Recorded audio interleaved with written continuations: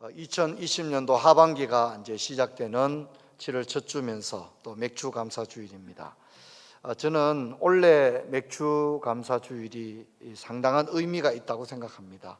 왜냐하면 이렇게 모든 상황이 좋고 일이 잘 풀릴 때도 감사절이 의미가 있겠지만 힘들고 고난이 겹치고 형언할 수 없는 많은 어려움 가운데 맞이하는 감사절이기 때문에 감사절의 의미가 더 특별한 게 아닌가 생각합니다.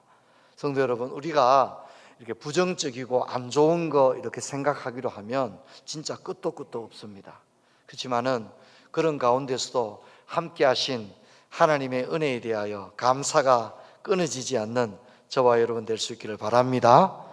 힘들고 어려워서 이렇게 너무 불평하고 부정적이기보다는 그래도 그 속에서 감사할 것을 참고 찾아내고 그리고 찬송이 끊어지지 않는 그런 은혜가 있으면 좋겠습니다.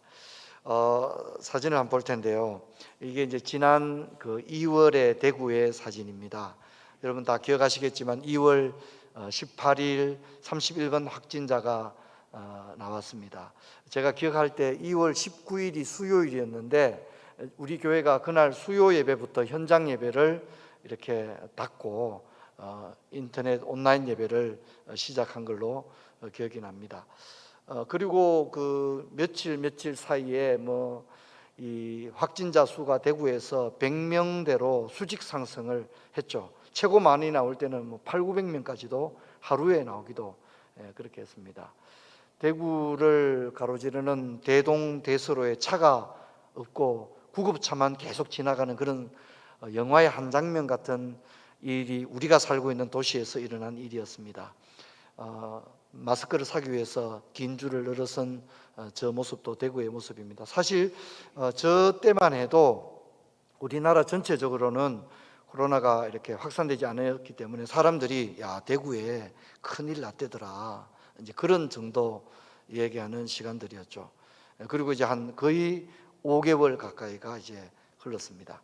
성도 여러분, 이 싸움은 지금도 계속되고 있고 지구촌 곳곳에 많은 어려움이 있습니다. 남반구 지역에도 지금 굉장히 많이 어려운데 우리 북반구 지역도 이제 이 여름이 지나서 가을과 겨울이 들어갈 때 세컨 웨이브가 올 수 있지 않느냐 이런 예측들을 이미 하고 있지 않습니까?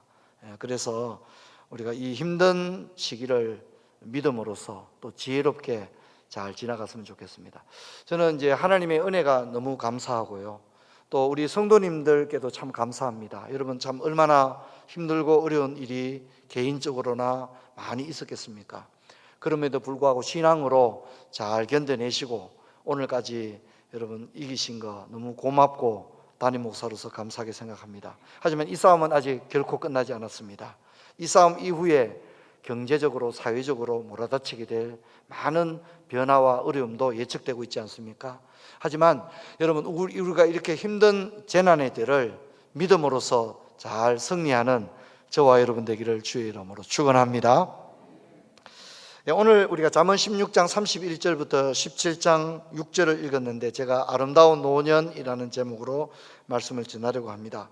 잠언집 2는 그 개별 잠언들이 모두가 독립된 교훈을 가지고 있기 때문에 이렇게 굉장히 많은 잠언을 한 단락이나 문맥으로 묶어서 설교한다는 것은 사실상 거의 불가능에 가깝다 이야기할 수 있습니다. 그리고 이 잠언이 참 너무 좋은 성경임에도 불구하고 우리가 평생을 교회를 다닌다 할지라도 주일 1년 동안 주일 강단 전체에서 잠언을 이렇게 강론을 듣는 것은 아마 거의 일어나지 않는 일 중에 하나입니다. 왜냐하면 설교자들이 그런 선택을 하지 않기 때문이죠. 이건 결코 쉬운 일이 아니기 때문에.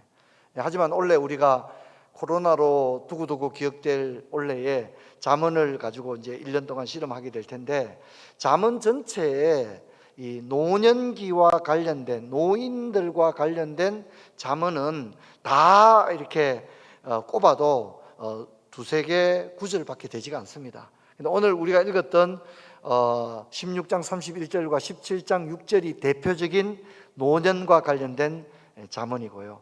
왈키라고 하는 그 유명한 구약 학자면서 지혜문학의 대가가 있는데 이분이 이제 그런 얘기를 한 적이 있습니다.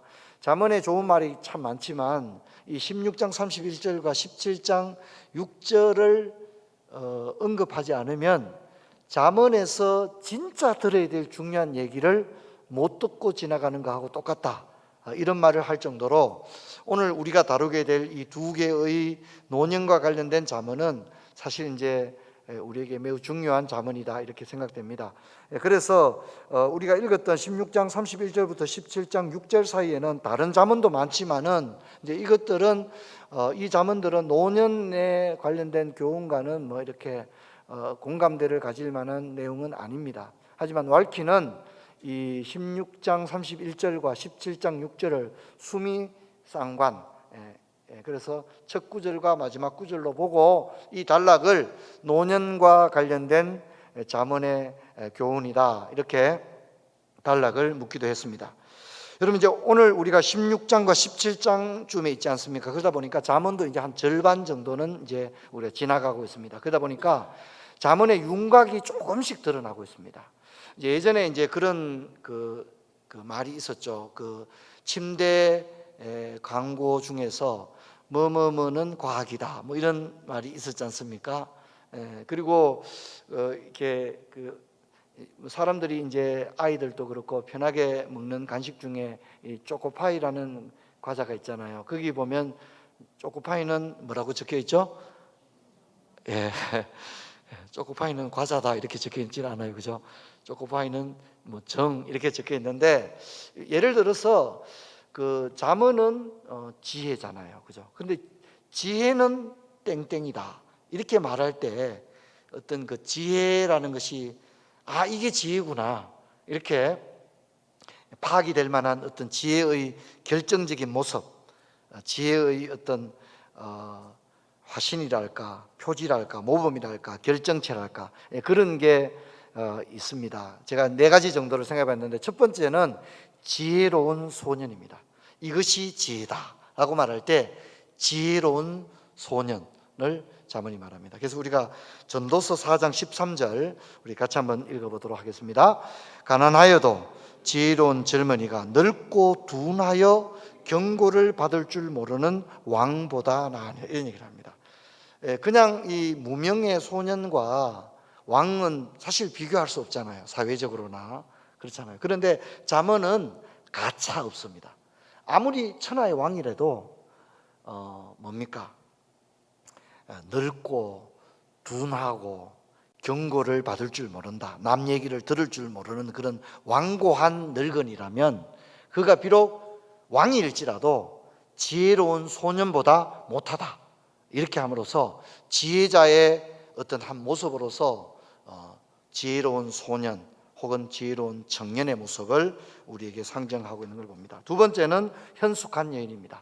현숙한 여인은 잠언 전체가 계속해서 일관되게 이야기하고 있고, 잠언의 31장에 가서는 이 현숙한 여인에 대해서만 한 장을 할애해서 이야기하고 있습니다.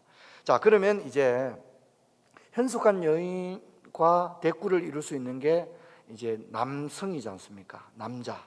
그러니까 여기서 남자는 청년이 아니에요. 성인 남자.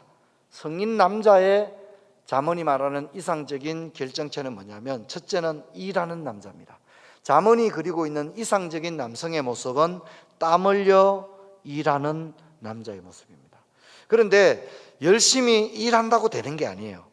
열심히 일은 하는데 속이는 저울을 막 사용하고 이러면 또 안 되는 거예요. 그래서 잠언이 말하는 이상적인 남성의 모습은 정직하게 일하는 남자, 이것이 뭐라고요? 지혜의 어떤 결정체로 우리 가운데 이야기를 하고 있습니다. 그런데 하나님께서 이렇게 저 사람은 일밖에 몰라, 진짜 저 사람은 사람들이 안 봐도, 사람들이 보나 안 보나 언제나 정직해, 그런 남자분들이 있잖아요. 참 믿을 수 있는 그런 분이 있잖아요. 근데 그런 분들에게 이제 우리 뒤에 살펴보겠지만 노인에게만 면류관을 주는 게 아니에요. 이런 진짜 뚝심 있게 정직하게 일하고 땀 흘려서 일하고 그런 남자들에게도 면류관을 하나님이 줘요. 이때 뒤에 가서 살펴보겠습니다. 이제 마지막이 백발의 노인입니다. 백발의 노인에게 면류관을 준다. 이렇게 함으로써 어떤 지혜의 결정체를 이렇게 들고 있습니다. 자, 근데 여러분, 가장 이상적인 가정의 조합이 지금 다 나온 거예요. 지금 제가 얘기한데 가장 이상적인 가정의 조합이 나온 거예요. 첫째 뭡니까? 백발의 노인이 있고, 그 다음에 뭡니까? 정직하게 일하는 가장, 아버지.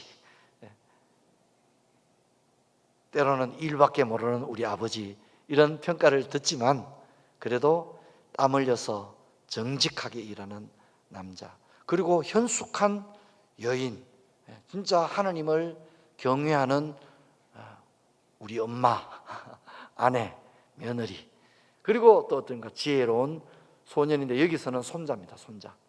잠언 17장 6절에서는 손자로 나옵니다. 손자. 그러니까 가정의 구성원이 여기 다 나오는 거죠. 그죠? 할아버지 할머니도 노인도 계시고 부부가 있고 또 자녀가 있는데 할아버지가 계시다 보니까 그 소년이 손주가 되는 거죠.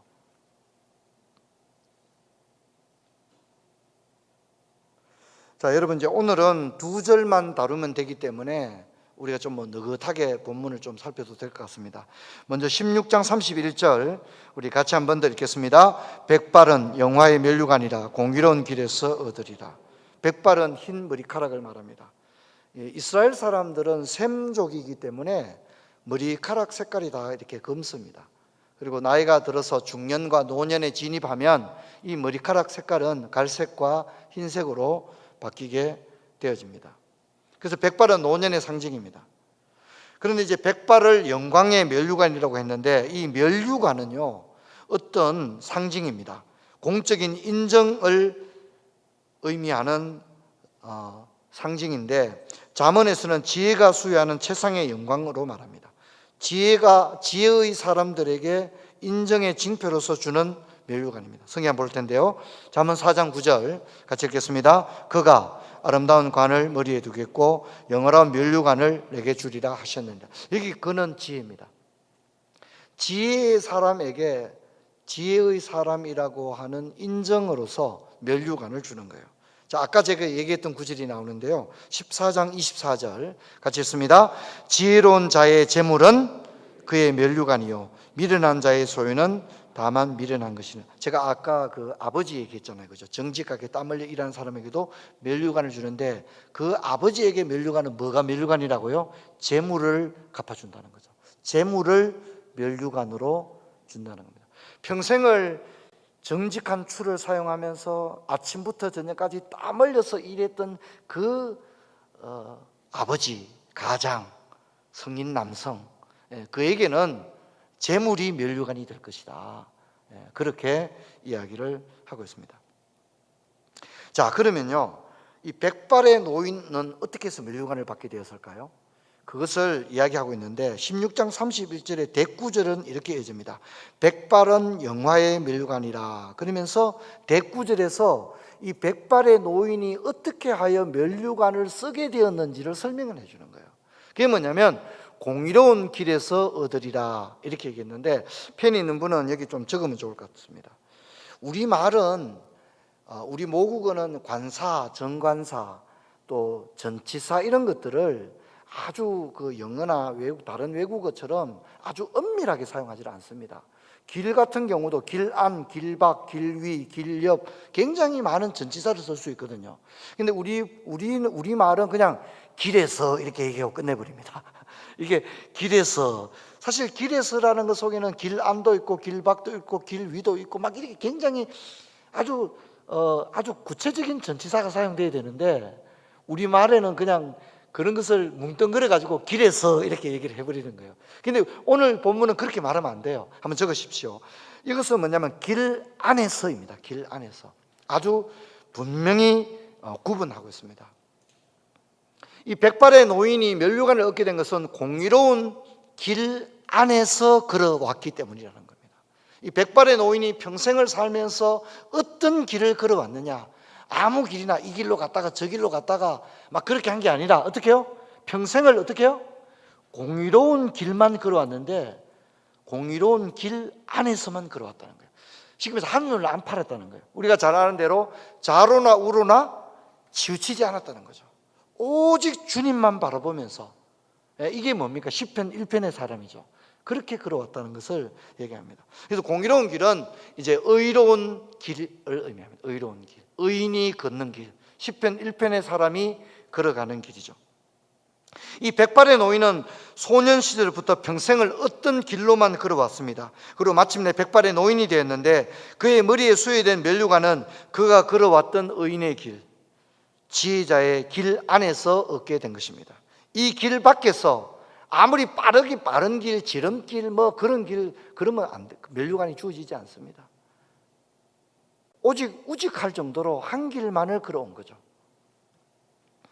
그리스도인들은 편하고 빠르고 넓은 길을 가는 사람들이 아닙니다. 예수의 제자들은 좁은 길을 가는 사람들입니다. 여러분, 저를 봅시다. 주일은 하나님을 예배하는 것보다 더 복된 일은 없는 줄 믿습니다. 우리가 뭐 어떤 분은 직장 때문에 현장 예배 못 오고 인터넷 예배를 몇 달째 드린 분도 계시거든요. 그러나 중요한 것은 예배입니다. 예배는 진짜 심심풀이가 아닙니다. 시간 날 때 한 번씩 오고 그건 아니면 절대 그렇게 되어서는 안 됩니다.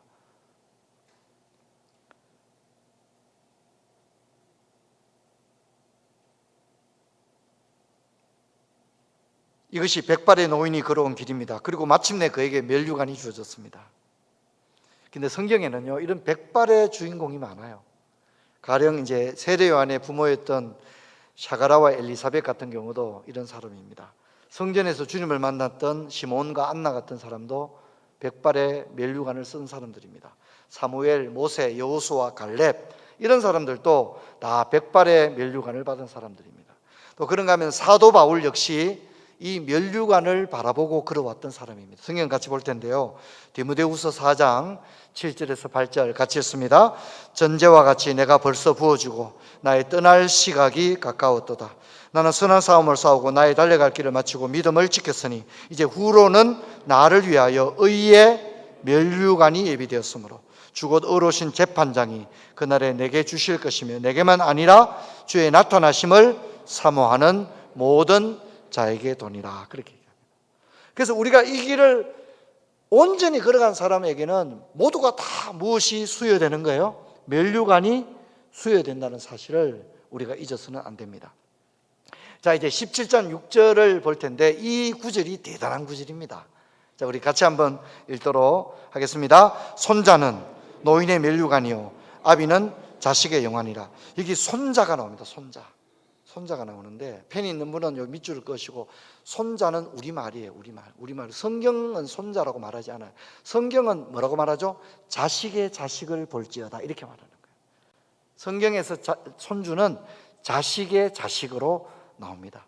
근데 우리말로 번역할 때 손자를 자식의 자식 그러면 좀 뭔가 부자연스럽지 않습니까? 우리는 손자 그러면 그냥 딱 알아듣잖아요. 그죠? 그래서 우리 번역은 손자 이렇게 번역이 된 거예요. 그렇지만 성경 원문은 자식의 자식 이렇게 이야기를 하고 있습니다. 자, 여기 보면 3세대가 나온다는 걸 알 수 있습니다. 첫째는 손주가 나옵니다. 그 다음에 아버지가 나오고 할아버지가 나옵니다. 3세대가 한 구절 속에 나오고 있는데 이것이 잠언이 생각하는 가장 이상적인 가정입니다. 가장 이상적인 가정 어떤 가정이라고요? 어떤 가정이라고요? 할아버지, 할머니, 아버지, 엄마, 그죠? 그 다음에 손주들 이렇게 같이 한 집에 살지는 않더라도 이해되겠죠? 자주 만나기도 하고 할아버지, 할머니, 아버지, 엄마, 손주들 다 같이 모여서 한 번씩 가정예배 드리기도 하고 이해되겠죠? 그것이 잠언이 생각하는 가장 이상적인 가정이에요. 자, 그런데 여러분 여기에 누구에게 초점이 맞춰져 있을까요? 여기 손주도 나오고 아버지도 나오고 할아버지도 나오는데 누구에게 초점이 맞춰져 있을까요? 여러분 도와주셔야 저도 휴가를 가고 그럽니다. 누구에게 초점이 맞춰져 있을까요? 할아버지에게 맞춰져 있어요. 근데 우리 성경을 보면 할아버지가 먼저 나와요? 손주가 먼저 나와요? 손자는 이렇게 먼저 나오죠. 이것도 이제 이게 다 우리 번역이기 때문에 그래요. 원문은 노인이 먼저 나와요. 원문은. 그래서 원문은 이렇게 되어져 있습니다. 노인의 면류관은 자식들의 자식이요. 이렇게 노인이 먼저 나와요. 원문에는 노인이 먼저 나오는데 우리 번역으로 옮길 때 자식은 손자는 노인의 면류관이요. 이렇게 번역을 한 거예요. 그러나 방점은 노인에게 있다는 사실, 그리고 노인이 먼저 나온다는 사실이 굉장히 중요합니다. 여러분, 이 잠언은요, 제가 이 17장 6절은 진짜 중요하다고 생각해요. 저는 이게 어마어마한 잠언이라고 생각하는데, 이 잠언은요, 가족의 연대가 얼마나 중요하다는 거예요. 아무리 돈 많고 잘 살아도 할아버지 할머니 없다. 아버지가 일가를 이뤘는데 아버지가 할아버지하고 가깝게 안 지내는 거예요. 그러면 자연스럽게 이 손주들은 할아버지 할머니 얼굴을 볼 수 있어요, 없어요? 못 보죠. 이상적인 가정이 아니에요. 자기는 아무리 뭐 국회의원하고 이래도 아무 필요 없어요. 이건 잠언이 생각하는 가정이 아니에요. 잠언이 생각하는 가정은 할아버지 할머니와 아버지 엄마와 손주가 함께 있을 때예요. 이해되겠죠? 그리고 할아버지도 우리 할아버지 은퇴할 때 국가에서 무슨 대통령 무슨 훈장 받고 그거 하나도 필요 없어요. 그거는 훈장이 면류관이 아니에요. 잠언이 생각하는 면류관은, 할아버지의 면류관은, 훈장은 뭐라고요? 크게 좀 해봅시다. 면류관은 뭐라고요? 손주가 면류관입니다. 손주가 훈장이에요. 손주가 하나님이 그 노인에게 준 상이라는 거예요. 성경이 그렇게 이야기합니다. 굉장히 중요한 의미를 가지고 있습니다. 여러분, 오늘날은 참 이렇게 1인 가정 시대라고 말하잖아요. 그죠? 이렇게 3세대가 모여 사는 가정은 상상도 할 수 없는 그런, 저만 해도 6남매 막내 아들인데, 제가 어릴 때 시골에서 자랄 때는 할아버지 할머니 당연히 계시고 삼촌 고모 그렇죠, 그죠? 다 살고 또 이제 그 시절에 아버지 어머니들은 결혼도 서울 남자 부산 여자 이렇게 결혼 잘 안 했잖아요. 주로 결혼 어떻게 했습니까? 잘 모릅니까? 주로 옆 동네 아닙니까?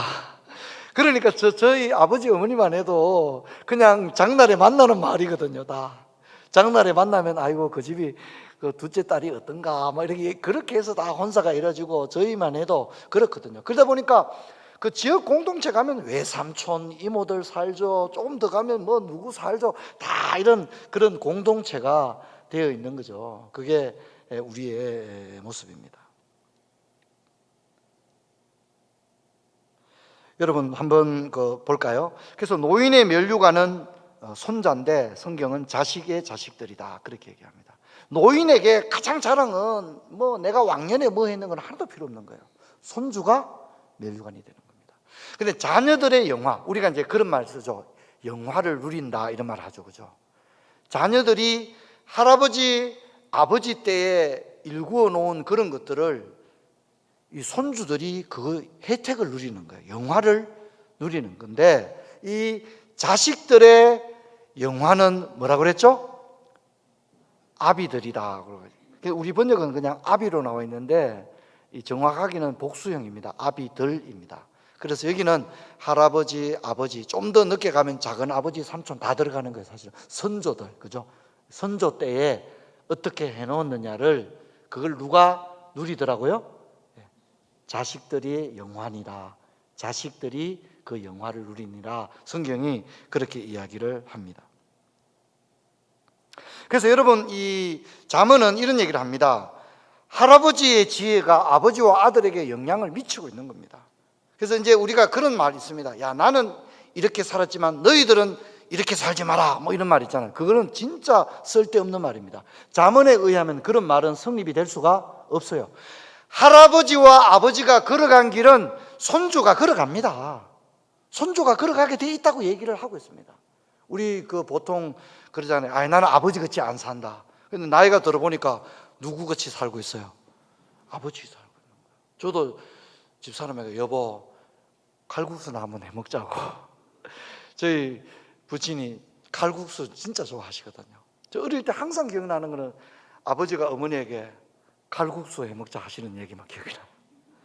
그래서 저도 이제 국수를 좋아합니다. 그래서 아내에게 국수 좀 해 먹자고 그 얘기를 합니다. 국수를 먹으면서 누구 생각을 하는 거예요? 우리 아버지도 국수 진짜 좋아하셨는데, 나도 국수를 좋아하는데, 우리 세진이도 국수를 좋아합니다. 우리 자매들도 나는 엄마 같이 안 살 거야 그랬는데, 세월이 흘러보니까 엄마하고 똑같이 하고 있거든요. 그죠? 바로 자문이 그 얘기를 하고 있습니다. 여러분, 이제 백발의 면류관이 뭐냐? 조금 주상적이잖아요. 면류관이라는 건 좀 주상적이잖아요. 근데 백발의 면류관은 손자가 있다는 겁니다. 아시겠죠? 손자가 있다는 것 자체가 백발의 면류관입니다. 노인에게 손자가 있다는 것 자체는 복을 상징합니다. 그래서 성경을 보면 복을 이야기할 때 뭐라 합니까? 자식의 자식을 보게 될 것이다, 그런 얘기 하잖아요. 그죠? 그리고 그 가문에 하나님의 징계가 임할 때 하나님이 뭐라고 말해요? 노인이 없을 것이다, 그런 얘기하죠. 그죠? 이 집에는 뭐가 없다고요? 노인이 없을 것이며, 그렇게 얘기하잖아요. 그 말은 다 일찍 죽는다는 거죠. 그래서 백발의 면류관이 뭐냐면 손주가 있다는 것 자체가 이미 하나님의 뭘 받은 거예요? 복을 받은 거예요. 근데 이제 우리 할아버지 할머니들이 욕심이 많아가지고 손주가 서울대학 가야 되고 이래야 되는 거예요, 문제는. 근데 그러면 안 됩니다. 그건 못된 할아버지입니다. 그러면 안 됩니다. 손주가 키가 작아도 돼요. 서울대학 안 가도 돼요. 손주가 있다고 하는 것 자체가 이미 하나님의 면류관을 받은 줄로 믿습니다. 아멘. 이거 크게 하셔야 돼요. 할렐루야. 손주가 있다는 것 자체가 중요한 거예요. 손주가 많으면 더 좋아요. 손주가 있다는 것 자체가 이미 복을 받았음을 이야기하는 거예요. 그 손주가 어느 대학을 가고 그건 중요한 게 아닙니다. 손주가 있다고 하는 자체가 이미 하나님이 복을 줬다고 하는 것을 증명하는 거죠. 이미 이 면류관을 쓰면 눈에 보여요, 안 보여요? 보이죠. 면류관을 썼는데 보이잖아요. 그런데 노인의 면류관은 뭐라고요? 손주잖아요, 손주. 그죠? 손주는 뭡니까? 면류관인 거예요, 면류관. 이 할아버지에게는 면류관이에요. 할렐루야. 얼마나 귀한 일입니까? 그러니까 그 손주가 무슨 좋은 대학을 가고 이건 둘째 문제예요. 손주가 있다는 것 자체가 엄청난 복이라는 것을 성경이 이야기해요. 그래서 여러분, 진짜 소중한 것은 가족이 하나님이 주신 복인 줄로 믿습니다. 하나님이 주신 다른 어떤 복과 비교할 수 없는 것이 바로 그것입니다. 이 말은요, 노인은 이미 장수의 복을 받았고 거기다가 자식의 자식을 보았다는 것, 이건 하나님의 은혜입니다. 경건한 생애를 살아온 이 노인에게 주어지는 복입니다. 왜냐하면 여러분, 평생을 살면서 가슴이 4번 정도 뛴다고 합니다. 첫 번째는 뭐냐면 어릴 때 소풍 갈 때 가슴이 뛰는 거예요. 근데 요 소녀 때는요 언제나 가슴이 뛰죠, 그죠? 언제나 가슴이 뛰죠. 평생에서 이렇게 가슴이 뛰고 그렇게 순수한 때는 소녀 때 외에는 없는 거예요. 그 다음에 언제 가슴이 뛰느냐면 첫사랑에 빠졌을 때 가슴이 뛰는 거예요. 그 다음에 결혼해서 처음 자식을 낳았을 때 가슴이 뛰는 거예요. 그 다음에 언제 가슴이 뛸까요? 손주가 났을 때 막 가슴이 벅차고 두근두근하고, 그것을 하나님이 우리에게 그런 복을 주는 겁니다. 여러분, 우리가 행복한 거, 우리의 가슴이 막 뛰는 거, 우리의 가슴이 막 벅차오르는 거, 평생을 살았을 때의 내 인생의 어떤 면류관이 가족이 되기를 주의 이름으로 축원합니다. 가족 아닌 다른 걸 가져와서 이걸 면류관이다 그러고 말이죠, 나 이것 때문에 막 가슴이 뛴다 그러고 그러지 마시고, 가족 때문에 가슴이 뛰고, 가족 때문에 가슴이 벅차고, 어린 손주를 보니까 막 가슴이 벅차고, 할렐루야, 그런 은혜가 있기를 바랍니다. 그래서 이 17장 6절을 자세히 보면 가족은 서로 주고받는 관계입니다. 어느 한쪽이 일방적이잖아요. 그래서 어른들은 손주들을 보면 자부심을 느낍니다. 하나님께서 나를 가정을 이루게 하셨는데 마침내 일가를 이루게 되었구나. 하나님께서 평생을 통해 올린 나의 기도를 외면치 않으셨구나. 그래서 손자는 노인의 면류관이 되는 겁니다. 그리고 자녀들은 자존감을 가지게 됩니다. 할아버지, 아버지가 걸어온 인생길, 뿌듯한 거예요. 이 할아버지가 바로 우리 친할아버지라는 것에 대해서 이 어린 후손들은 굉장한 긍지를 가지는 거예요. 그리고 이분이 내 아버지라는 것, 여기에 대해서 자부심을 가지는 거예요. 내가 이 집의 자식이라는 것, 후손이라는 데 대해서 자존감을 가지는 겁니다. 이 후손들은 실제로 할아버지, 아버지 세대가 심어놓은 나무의 열매를 따먹습니다. 그러니까 요즘 제가 이제 생각이 많습니다. 이제 우리 도서관에 이제 잔디도 막 자라고 이제 저기 나무들을 많이 심을 텐데, 이번에 심는 나무들은 저게 그렇게 넓지 않으니까 나무를 많이 심지는 못하겠지만, 우리가 꽃나무를 심으면 우리 교회에 자라나는 아이들이 저 꽃나무를 꽃을 볼 것이고, 우리가 과일 수나무를 심어 놓으면 또 우리 교회 어린 아이들이 저 과일을 볼 거 아닙니까? 그죠? 그러니까 할아버지, 아버지가 심어 놓은 나무 위의 열매를 자식들이 따먹는 겁니다. 후손들이 따먹고, 할아버지, 할머니가 올린 그 기도를 후손들이 누리는 겁니다. 얼마나 복된 일입니까? 여러분, 세상이 말하는 그런 가치를 따라가면 안 됩니다. 시대가는 멀리 있는 게 좋다 그러고 그런 얘기는 마음으로만 하시기를 바랍니다. 말로는 하시지 마시고, 우리는 좀 받아들이기 어렵더라도 성경의 교훈과 가치를 따라갈 수 있기를 축원합니다. 이것이 귀하다는 거, 우리 아이들에게 할아버지 할머니가 있다는 것이 얼마나 소중하다는 거, 복이라는 거, 이것을 기억하고, 또 우리 할아버지 할머니들도 손주들이 있다고 하는 게 이게 얼마나 큰 복이라고 하는 거, 이런 것들을 생각을 했으면 좋겠습니다. 말씀을 맺으면서 한 절만 더 보겠습니다. 20장 29절 같이 읽습니다.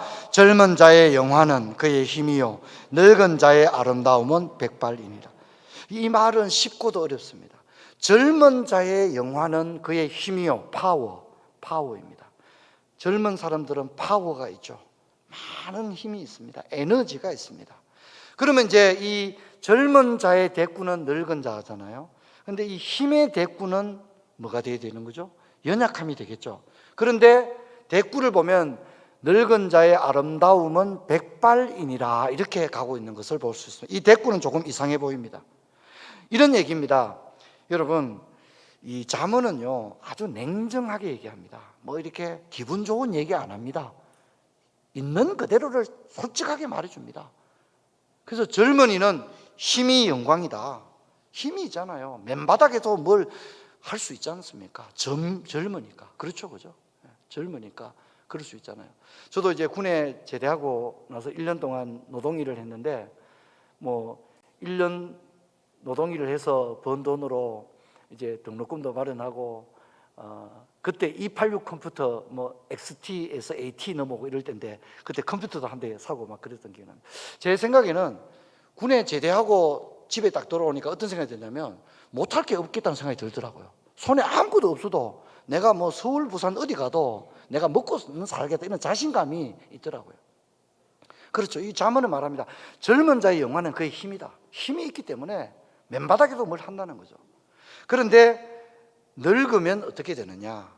늙은 자에게는 백발 외에는 아무것도 없다는 얘기입니다. 백발 외에는 아무것도 없다는 얘기입니다. 좀 냉정한 얘기입니다. 늙으면 머리가 휘어지는 것 외에는 아무것도 없다는 거죠. 즉 연약함을 의미합니다. 강함이 아닙니다. 젊은이에게 주어진 이 강함이 아니라 연약함이고, 이 연약함은 시간이 흐를수록 연약함은 더 연약함과 연약함을 더하게 되어집니다.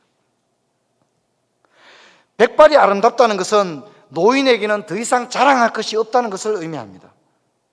머리가 휘어진 것 외에는 아무것도 없다는 겁니다. 더 이상 이 지상에서는 자랑으로 삼을 수 있는 것은 아무것도 없다는 것을 의미합니다.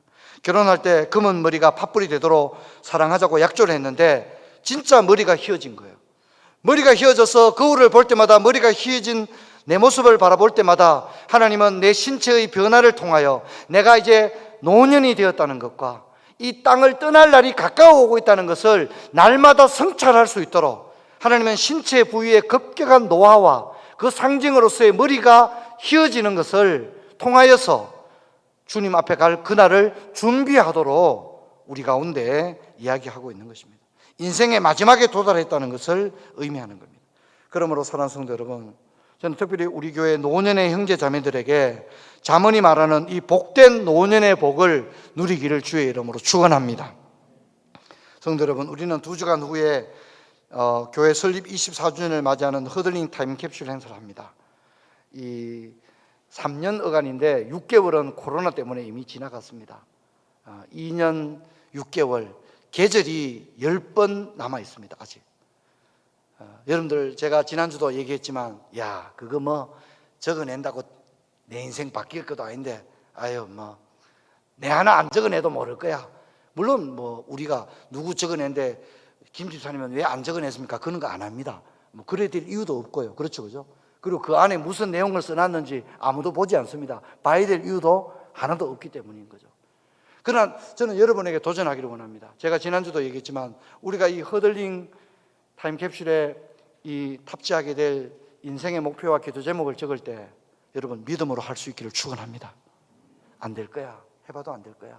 아이고, 2년 반밖에 안 남았는데 원래 올 후반기도 코로나 때문에 아무것도 못할 거고, 아이고 뭐 30년도 안 될 건데 경상도 말로 택도 없다 이러지 마시고, 사람은 할 수 없지만 주께는 능치 못함이 없는 줄로 믿습니다. 믿습니다. 이 믿음을 가지고 쓰십시오.